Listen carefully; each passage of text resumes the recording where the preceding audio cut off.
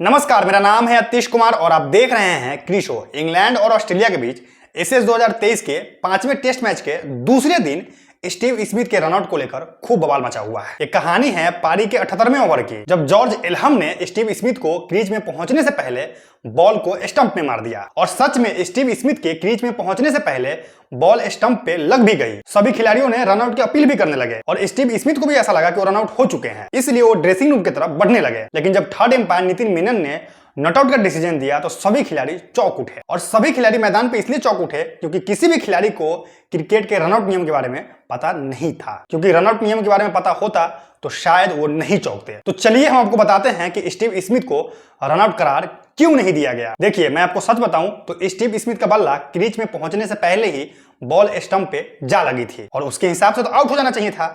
लेकिन वो आउट इसलिए नहीं हुए कि बॉल उनके स्टंप पे तो लग गया था, लेकिन स्टंप के ऊपर जो 2 गिल्ली होती है उसमें से एक भी गिल्ली जमीन पे नहीं गिरी हुई थी। यहां तक कि 3 स्टंप जो जमीन में गड़े होते हैं उसमें से एक भी स्टंप जमीन पे नहीं गिरा। और जब ये सारी चीजें नहीं होती है तो किसी भी खिलाड़ी को रनआउट करार नहीं दिया जाता है, क्योंकि क्रिकेट के 29.1 का जो नियम है वो यही कहता है बल्ला क्रीज में पहुंचने से पहले 3 स्टंप के ऊपर जो 2 गिल्ली होती है उसमें से एक भी गिल्ली जमीन पे गिरा होना अनिवार्य होता है, या फिर गड़े हुए 3 स्टंप में से कोई भी एक स्टंप उखड़ कर जमीन पे गिरा होना अनिवार्य होता है। यानी किसी भी खिलाड़ी का बल्ला क्रीज से बाहर हो और बॉल जब स्टंप पे लगे तो स्टंप जमीन पे गिर जाए या फिर जो स्टंप के ऊपर गिल्ली होता है वो जमीन पे गिर जाए तभी रनआउट दिया जाता है। लेकिन अगर बल्ला क्रीज से बाहर हो और बॉल स्टंप पे लग जाए और स्टंप के कोई गिल्ली भी नहीं गिरे, स्टंप उखड़े भी नहीं, तो रनआउट करार नहीं दिया जाता है। ये कहता है क्रिकेट के 29.1 नियम। तो मुझे लगता है कि शायद ये नियम इंग्लैंड के किसी भी खिलाड़ी को नहीं पता था, इसलिए वो इतना बवाल कर रहे थे।